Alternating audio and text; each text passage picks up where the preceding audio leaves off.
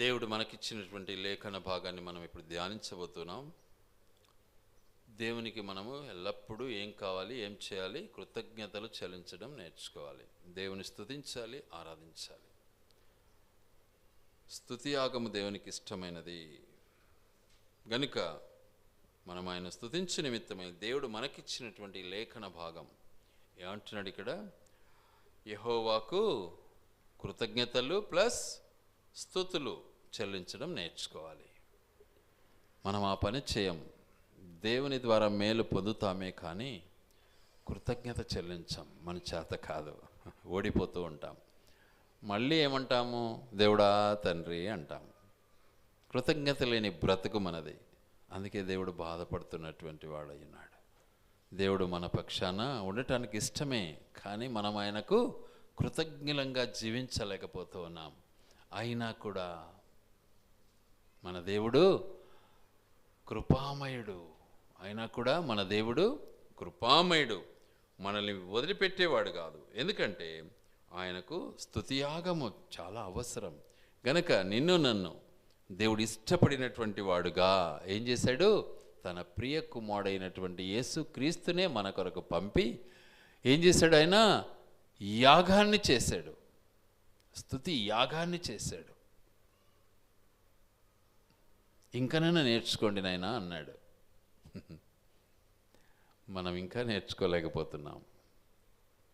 నోటితో మాట్లాడ మనకు చేతనొచ్చు, కానీ క్రియలేని బ్రతుకైపోయింది మన బ్రతుకంతా. కాబట్టి మన జ్ఞాపం చేసుకోవాలి మాటలు. ఇక్కడ అంటాడు ఒక మాట.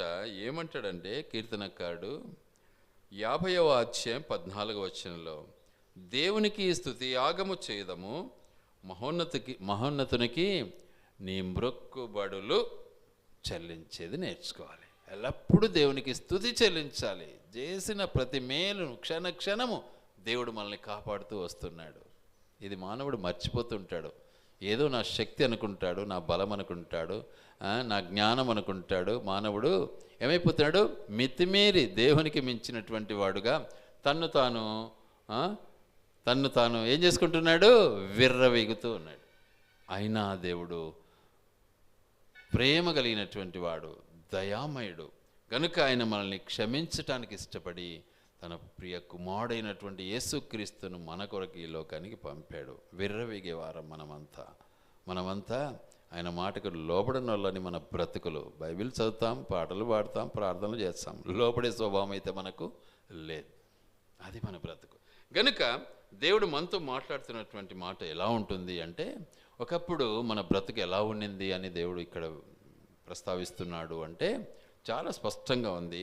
చూడండి, నిర్గమకాండము 13వ అధ్యాయం 3వ వచనం. నిర్గమకాండము 13వ అధ్యాయం 3వ వచనం. మోషే ప్రజలతో ఇట్లనెను, మీరు దాసగృహమైన ఐగుప్తులో నుండి బయలుదేరి వచ్చిన దినము జ్ఞాపకము చేసుకోండి. యెహోవా తన బాహుబలము చేత దానిలో నుండి మిమ్మల్ని బయటికి రప్పించెను. పులిసినదేదియో తినవద్దు. పాత తినొద్దు, పులిసింది తినొద్దు, పాత బతుకొద్దు. పాత బతుకును తీసిపారాయి. పులిసిన జీవితం ఎందుకు మనకు? నిన్నటి జీవితం మనకు ఎందుకు? కొత్త జీవితం కావాలి. ఎలా నిన్ను సంరక్షించాడు ఆ బానిసత్వం నుంచి ఒకసారి జ్ఞాపం చేసుకో. నువ్వైతే బానిసవు అయిపోయావు. దేని ద్వారా? అపరాధముల చేతను పాపముల చేతను ఏమైపోయినావు? నువ్వు చనిపోయిన స్థితిలో ఉన్నావు. దేవుడు సజీవుడు గనుక ఆయన ఏం చేశాడు? నిన్ను అద్భుత రీతిగా నిన్ను కాపాడాలని ఇష్టపడ్డాడు. ఎర్ర సముద్రం దాటించాడు, యోర్దాను దాటించాడు. మరి మొత్తం ఆ మైదానం అంతా 40 సంవత్సరాలు తిప్పాడు, నీకు బోధ నేర్పాడు. కానీ నువ్వు తెలుసుకోలే.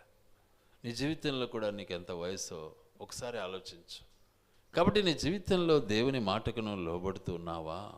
అది దేవుని యొక్క ఉద్దేశం. లోబడే జీవితమే దేవునికి ఇష్టమైనటువంటి బలియాగం. ఆయనకి ఇష్టమైనది ఏంటిది అంటే లోబడటమే. లోబడకుండా మనము ఎన్ని కానుకలు ఇచ్చినా వేస్టే, లోబడకుండా ఎంత సమర్పణ చేసినా వేస్టే,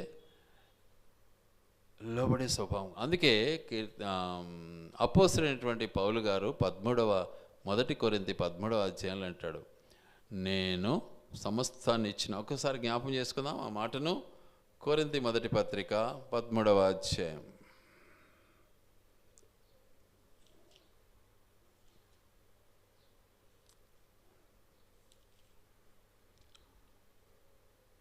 మొదటి నుంచి, మనుష్యుల భాషలతోనూ దేవదూతల భాషలతోనూ నేను మాట్లాడినను ప్రేమ లేని వాడనైతే ఎలా ఉంటుందంట పరిస్థితి? మ్రోగెడు కంచును గనగనలాడు తాళమునై అందును. డబ్బా కొట్టుకున్నట్టు ఉంటుందండి. ఈరోజు చాలామంది ఈ పని చేస్తున్నారు. బలి డబ్బా కొడతారు, గట్టిగా కొడతారు, అందరు వినాలని కొడతారు, కానీ మనలో ఏం లేదు? ప్రేమ లేదు, లోబడే స్వభావం లేదు. డిక్టేటర్షిప్ చేయాలని ఇష్టపడతాడు మనిషి ఎక్కువగా, అందులో ప్రేమ ఉండదు. గనుక ఇంకొక మాట ఏమంటాడంటే,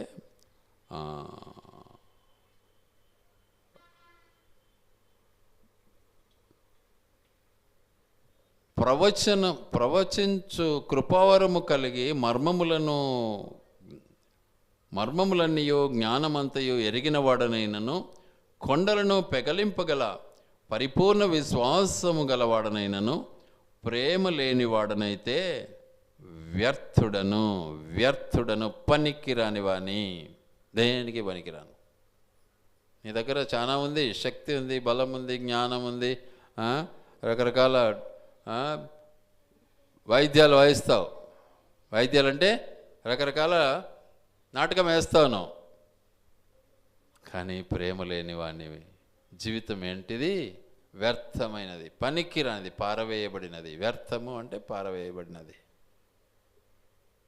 కాబట్టి దేవుని యొక్క ఉద్దేశం ఏంటిది అంటే లోబడే స్వభావం కావాలి దేవునికి. అందుకే ఇక్కడ అన్నాడు దేవుడు వాక్యంలో, ఏమంటున్నాడు? మోషే ద్వారా పలికినటువంటి మాట ఏంటంటే, దాస్యగృహమైన ఐగుప్తు నుండి బయలుదేరి వచ్చిన దినమున జ్ఞాపం చేసుకొనుడి.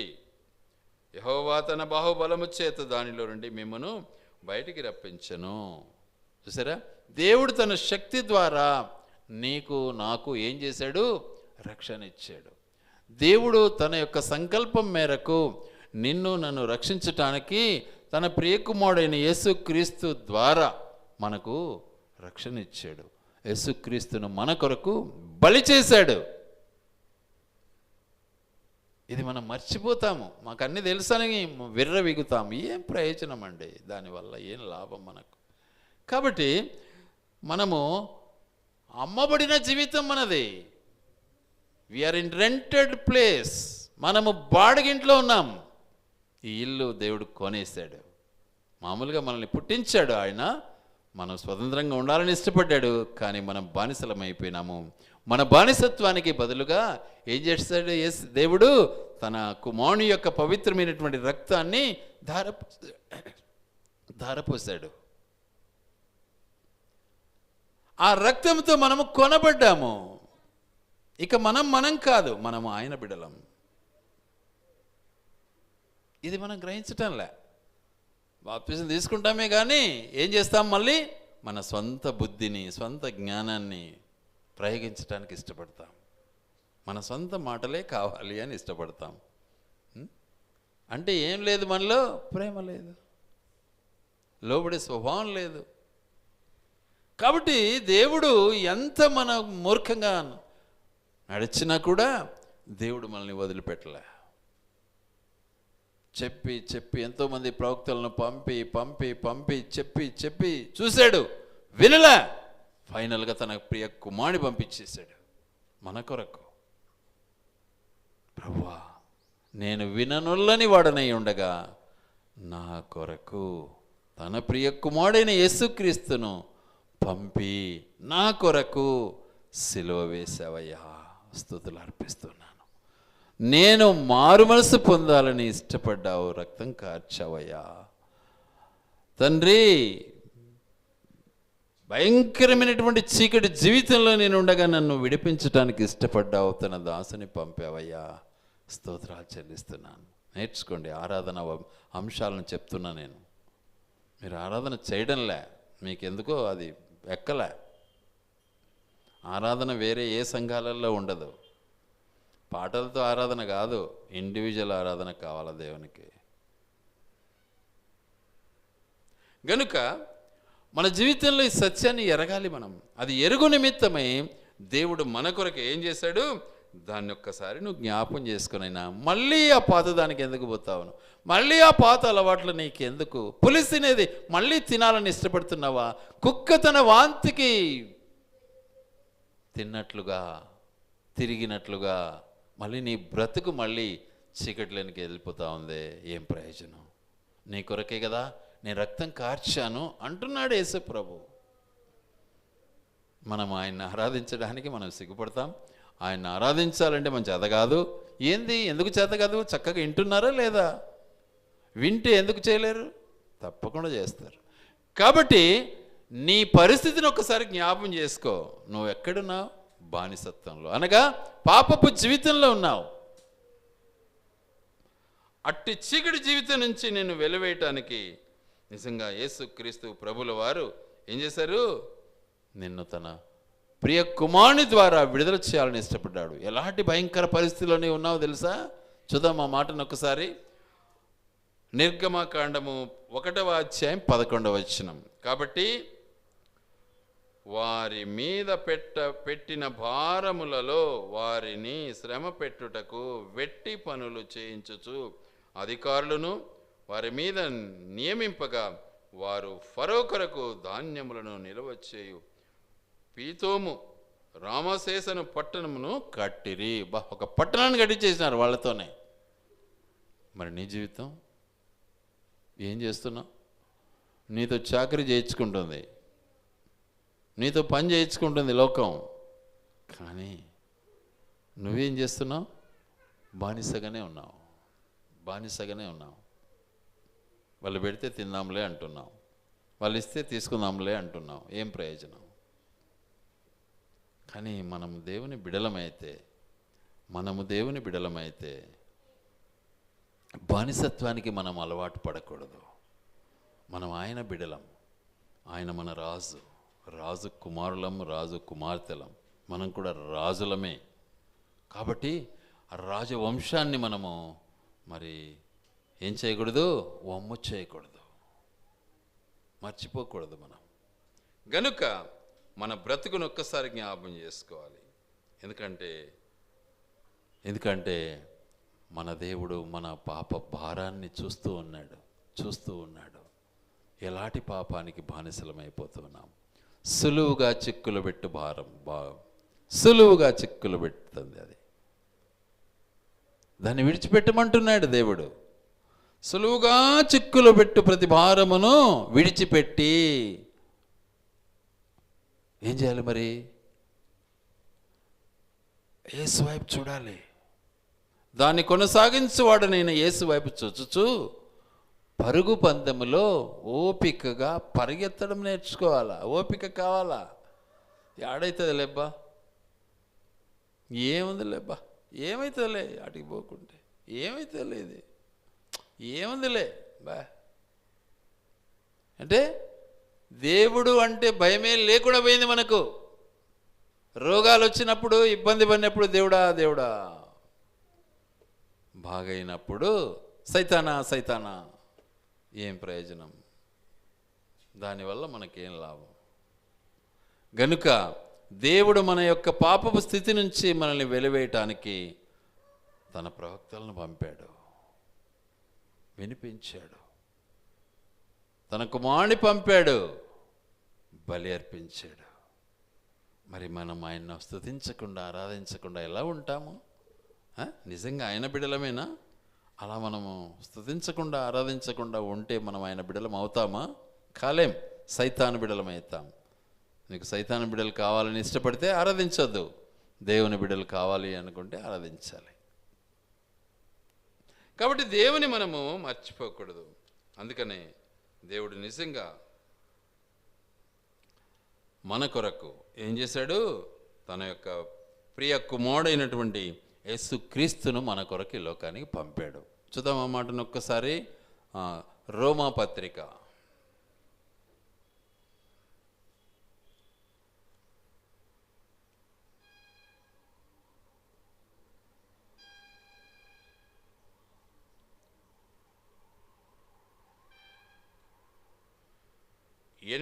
5వ అధ్యాయం 8వ వచనం చదువుకుందాం. అయితే దేవుడు మన ఎడల తన ప్రేమను వెల్లడిపరుచున్నాడు. ఎట్లనగా మనం ఇంకనూ పాపులమై ఉండగానే క్రీస్తు మన కొరకు చనిపోయాడు.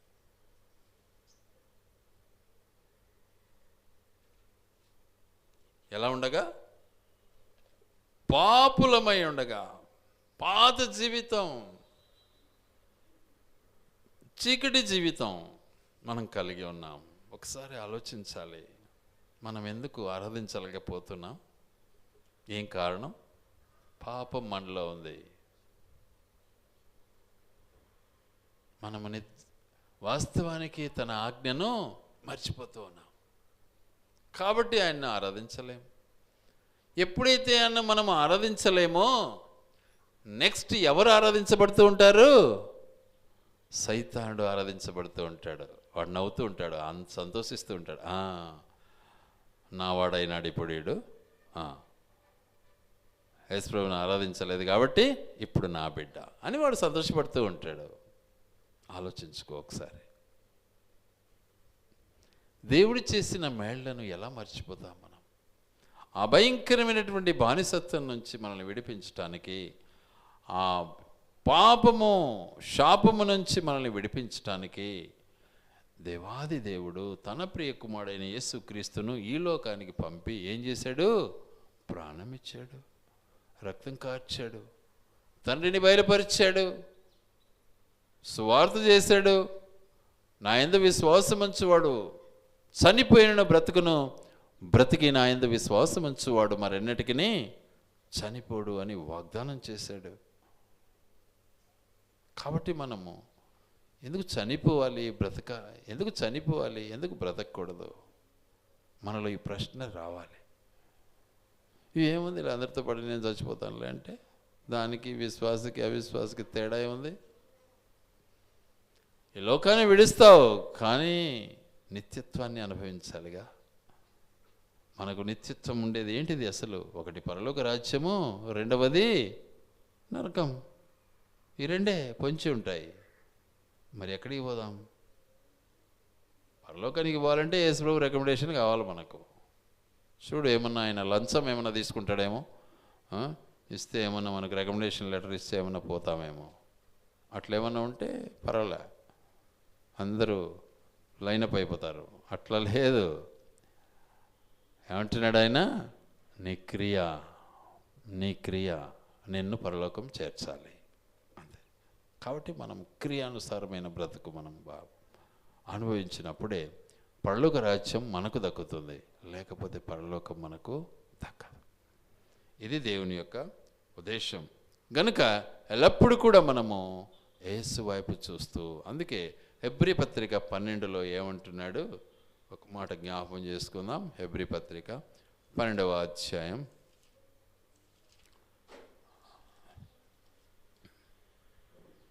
హెబ్రీ పత్రిక 12వ అధ్యాయం 1-2 వచనాలు కలిసి ఉన్నాయి, చదువుకుందాం. ఇంత గొప్ప సాక్షి సమూహము మేఘం వలె మనలను ఆవరించి ఉన్నందున మనము కూడా ఏం చేయాలా? ప్రతి భారమును సులువుగా చిక్కులబెట్టు పాపమును విడిచిపెట్టి విశ్వాసమునకు కర్తయు దాన్ని కొనసాగించువాడనైన యేసు వైపు చూచుచు మన ఎదుట ఉంచబడిన పరుగు పందెములో ఓపికగా పరిగెత్తాలి అంటున్నాడు. ఓపికగా పరిగెత్తాలి. ముందు వాటిని విడిచిపెట్టకుండా అవి కూడా ఉండనిలే, ఇవి కూడా కావాలనుకుంటే రెండోది అయితే దొరకవు. రెండు ఒకసారి అయితే ఉండలేవు. కత్తి మామూలుగా వరలో ఒక కత్తి పెట్టబడుతుంది, రెండో కత్తి పెట్టరు కదా. అలాగే మన బ్రతుకును కూడా ఒకసారి మనము పరిశీలించుకోవాలి. మనం సైతాను వైపు ఉన్నామా, యేసుప్రభు వైపు ఉన్నామా? నోటితో యేసుప్రభు అంటున్నామా, మనస్సులో సైతానుడు వెళ్తున్నాడా? ఒకసారి ఆలోచించాలి. మన హృదయంలో ఎవరున్నారు? ఎవరికి మనం చోటిస్తూ ఉన్నాం? కానీ నీ దేవుడు నీ కొరకు ప్రాణం ఇచ్చాడు. సైతాన్ ఏం చేశాడు? నేను చంపుతాడు కావాలంటే. ఏది బాగుంది? దేవాది దేవుని యొక్క అమూల్యమైనటువంటి మహాకృప ఏం చేస్తుంది? నిన్ను ఆవరిస్తుంది, నిన్ను కాపాడుతుంది. ప్రతి వ్యక్తిని కాపాడుతుంది. ఒక్క విక్టర్ శాంసన్నే కాదు, ఒక్క బాప్తిజం తీసుకున్న వ్యక్తినే కాదు, ప్రతి వ్యక్తిని కాపాడుతుంది. చిన్న ఉదాహరణ చెప్తాను. యేసుక్రీస్తు ప్రభుల వారిని ప్రకటించడానికి మన దేశానికి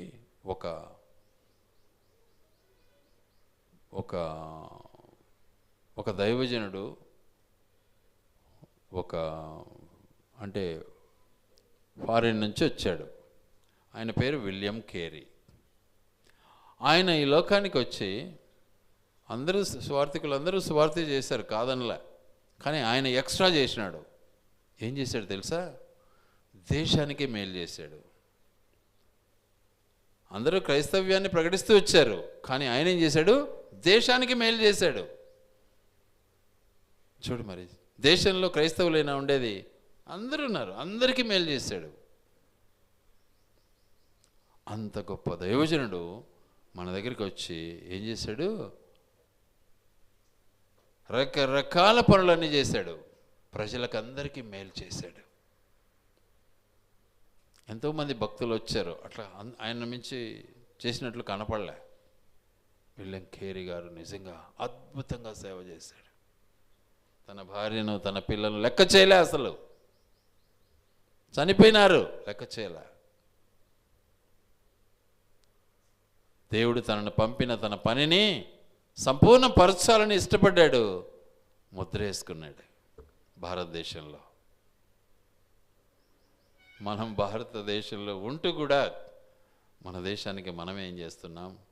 మన దేవునికి మనమేం చేస్తున్నాం? మన కొరకు మనం ఏం చేస్తున్నాం? ప్రశ్న పుట్టాలి. అది పుట్టకుండా ఎంతకాలం బ్రతుకుతావు? మొండి బతుకో, ఆలోచించు ఒకసారి. కాబట్టి దేవుడు చేసిన మేళ్లను మనము మర్చిపోకూడదు. ఎందుకంటే దేవుడు నిన్ను ఐగుప్తు నుంచి రప్పించాలని, ఐగుప్తు నుంచి నిన్ను బయటికి తేవాలని ఇష్టపడి ఏం చేశాడు? బలి అర్పించబడ్డాడు. బానిసత్వం దేనికి? సైతానుకు. దేనికి? చీకటికి. దేనికి? స్వబుద్ధికి. దేనికి? స్వనీతికి. దేనికి? సొంత జ్ఞానానికి బానిసమైపోతున్నావు. దేవుని మాటకు లోబడటంలే. అలా నువ్వు లేనప్పుడు ఏమని చదివాను ఇప్పుడు? కొరింథీ 1:13 వ్యర్థమే అన్నాడు. ఇంకొక మాట ఏమన్నాడు? కంచును గనగనలాడినట్లుండును అన్నాడు, డబ్బా కొట్టుకున్నట్టు ఉంటుంది అన్నాడు. కాబట్టి మన బ్రతుకులు మారాలి. దేవుని యందు మనం విశ్వాసం ఉంచినాము, ఆయన ఆరాధించాలి. ఆయన ఎంత మేలు చేశాడు మనకు. ఆ పాపపు స్థితి నుంచి మనల్ని బయటికి తెచ్చాడే, బందీ గృహం నుంచి మనల్ని బయటికి తెచ్చాడే. లేకపోతే ఆ రోజుల్లో మన పరిస్థితి ఎలా ఉండేది? అలాంటి భయంకరమైనటువంటి బానిసత్వం నుంచి మనకు స్వతంత్రం ఇప్పించాడు మన దేవుడు. ఇది దేవుడు చేసిన కార్యం, ప్రజలు ఇచ్చింది కాదు మనకు. కాబట్టి ఆయన్ని మనం ఆరాధించడం నేర్చుకోవాలి, ఆయన ఆరాధించాలి. గనుక ఆయన చేసిన కార్యాల దేన్ని కూడా మనము మర్చిపోకూడదు. అందుకని ఆయన గొప్ప గొప్ప కార్యాలు చేసి మనకు మాదిరిగా ఉంచాడు. యేసు ప్రభు చాలా గొప్ప కార్యాలు చేశాడు. సచ్చినోని కూడా బ్రతికించాడు. ఆ తర్వాత సమాధి చేసినోని కూడా బ్రతికించాడు. ఆ తర్వాత ప్రతి రోగిని నివారణ చేశాడు. ఈరోజు కూడా మనకు రోగాలు వస్తే మనం దేవుని మొరపెడుతూ ఉన్నాం, బాగైతున్నాయి, ఇందులో సందేహం లేదు.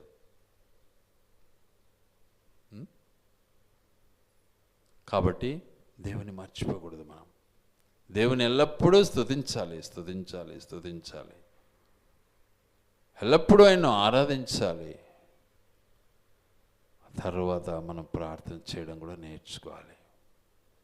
దేవునికి సంపూర్ణ సమర్పణ జీవితం మనము ఆయనకు అప్పగిస్తే ఆయన మనకు ముందుండి ఆయన మనల్ని నడిపిస్తాడు. అది ఆయన గొప్పతనం. అలా మనం సిద్ధపడాలి. కాబట్టి ఆయన మనం ఆరాధిస్తాం. ఆయన చేసిన మేళ్లను మనము మర్చిపోకూడదు. గనుక ప్రభువులో కొనసాగు నిమిత్తమై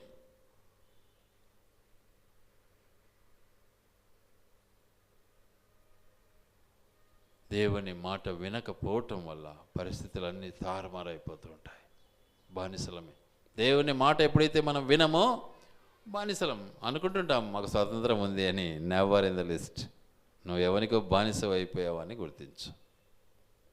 ప్రభువులో నువ్వు ఉంటే స్వతంత్రునిగా ఉంటావు, ప్రభువులో నువ్వు లేకపోతే బానిసవే. అట్టి బానిస బ్రతుకు నుంచి దేవాది దేవుడు మనల్ని బయటకు తెచ్చాడు. తెచ్చి ఏం చేశాడు? లోకానికి ప్రజల ముందు మనల్ని సాక్షులుగా నిలిపాడు.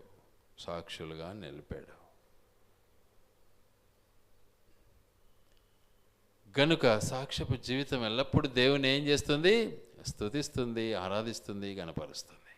మనం నిజంగా సాక్షులమేనా? ఆ పని చేయాలి మనం. సో మన కొరకు మన దేవుడు, మన ప్రభు ఏం చేశాడు? తన ప్రాణాన్ని బలిగా అర్పించాడు. మర్చిపోవద్దు. అట్టి ఆ దేవుని మనం ఎల్లప్పుడూ స్తుతించి ఆరాధించుకుందాం. దేవుడి మాటలు ఆయన వినికిడిలో దీవించి ఆశీర్వదించునుగాక.